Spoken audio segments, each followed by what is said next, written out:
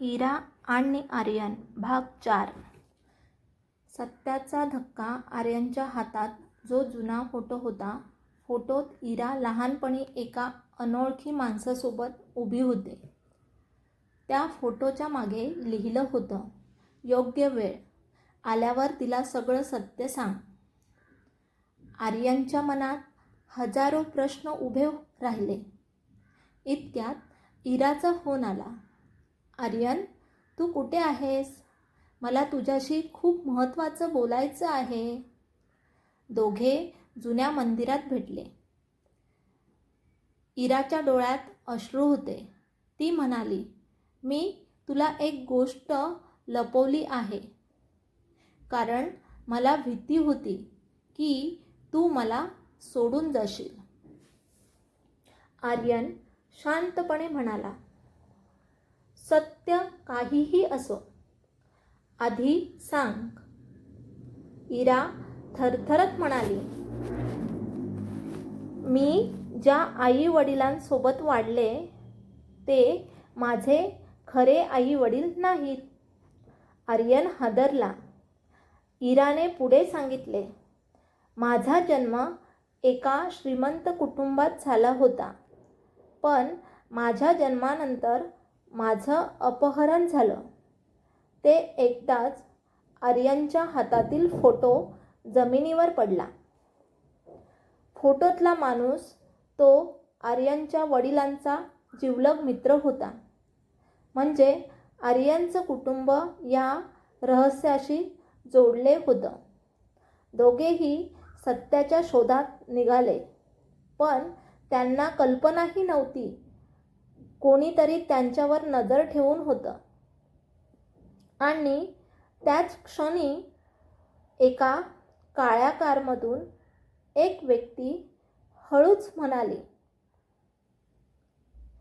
इराला सत्य कळू द्यायचं नाही. कोणत्याही परिस्थितीत मंदिरातून बाहेर पडताच ती काळी कार त्यांच्या मागे निघाली. इरा काहीतरी वेगळं जाणवत होतं. ती हळूच म्हणाली, आर्यन, आपला कुणीतरी पाठलाग करत आहे.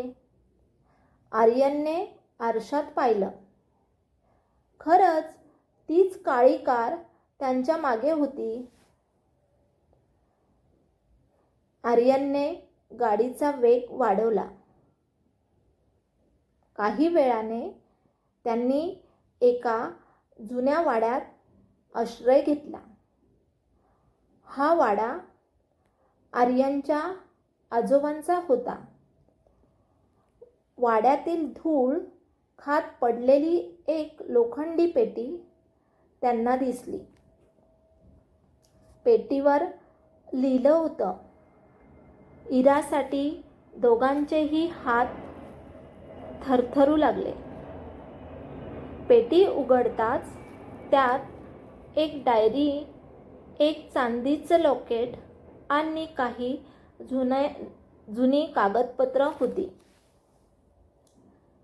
डायरीच्या पहिल्या पानावर लिहिलं होतं, ज्या दिवशी ही डायरी वाचली जाईल त्या दिवशी अनेक वर्षापासून दडलेलं सत्य समोर येईल. इराने पुढचं पान उघडलं. त्यात लिहिलं होतं, इराचं अपहरण झालं नव्हतं. तिला वाचवण्यासाठी आम्ही तिला स्वतःच दूर पाठवलं होतं. हे वाचून इरा आणि आर्यन दोघेही स्तब्ध झाले. तेवढ्यात वाड्याचं मुख्य दार जोरात उघडलं. एक वृद्ध व्यक्ती आत आली.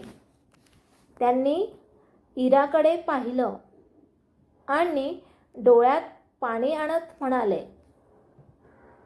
इरा, मी तुझा खरा आजोबा आहे. इराच्या हातातील डायरी खाली पडली, पण त्याच क्षणी बाहेरून गोळीबाराचा आवाज आला. कोणीतरी त्या वाड्यावर हल्ला केला होता. आर्यनने इराचा हात घट्ट पकडला. आता फक्त एकच प्रश्न होता, अखेरचा पुरावा. वाड्याबाहेर गोळीबार सुरूच होता. आर्यनने इराला आणि तिच्या आजोबांना एका गुप्त खोलीत नेलं. ती खोली अनेक वर्षापासून बंद होती. भिंतीवर एक मोठा जुना फोटो लटकलेला होता. त्या फोटोमध्ये इराचे आई वडील, आजोबा आणि आर्यनचे वडील एकत्र उभे होते. इरा आश्चर्याने म्हणाली, म्हणजे आपल्या कुटुंबामध्ये आधीपासूनच संबंध होते. आजोबा शांतपणे म्हणाले, हो, आणि त्याच संबंधांमुळे तुमच्या आयुष्यात हे वादळ आलं. तेवढ्यात त्यांनी एक लाकडी कपाट उघडलं. आत एक पेनड्राईव्ह आणि काही कागदपत्र होती.